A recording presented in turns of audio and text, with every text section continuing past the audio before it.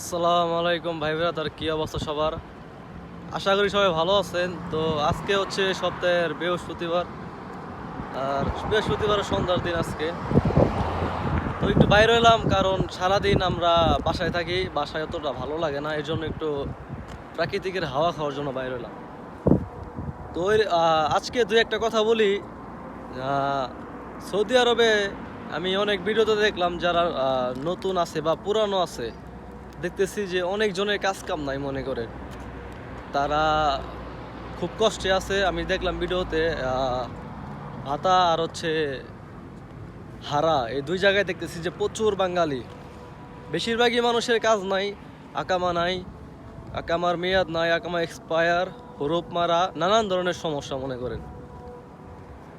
তো আমার ভাই ব্রাদার যারা আছেন, যারা নাকি নতুন বিদেশে আসতে চান, তারা একটু সচেতন হয়ে আসেন বিদেশে, কারণ এই সৌদি আরবের পরিস্থিতি অতটা ভালো না।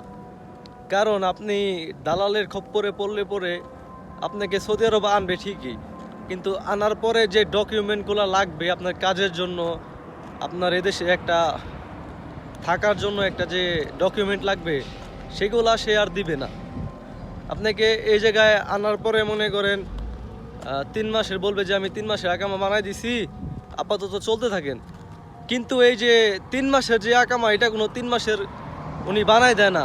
এটা হচ্ছে আপনার ভিসার মেয়াদ 3 মাস থাকে, ওই 3 মাসের ভিসার মেয়াদটাই আপনি মনে করেন এই সৌদি আরবে আবসার খুলে দেয়। এই 3 মাস মেয়াদ মনে করেন আপনি থাকবে। যদি দালাল ভালো হয় তাহলে পরবর্তী আরও 1 বছরের আকামা বানাই দিবে, যার সাথে যেভাবে কন্ট্যাক্ট করা থাকবে। আর যদি দালাল খারাপ হয় তাহলে মনে করেন ওই 3 মাসের আকামা দেওয়াই শেষ। তারপরে যে 1 বছরের আকামা, এর কোনো খোঁজ থাকবো না।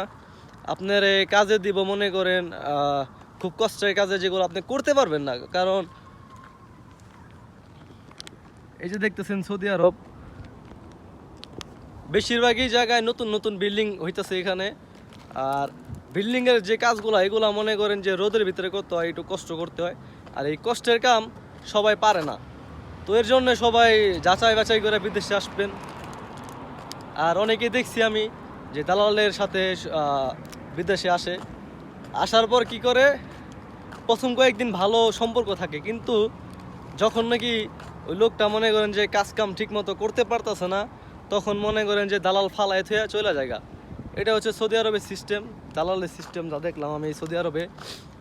আর আর নিজে যে একটা মানে এদেশে থাকার জন্য একটা অ্যাবিলিটি বানাইতে হবো, এটা নিজের জন্য নিজে বানাইতে হবো, কেউ আপনার বানাই দিব না ভাই এদেশে। এটাই হইল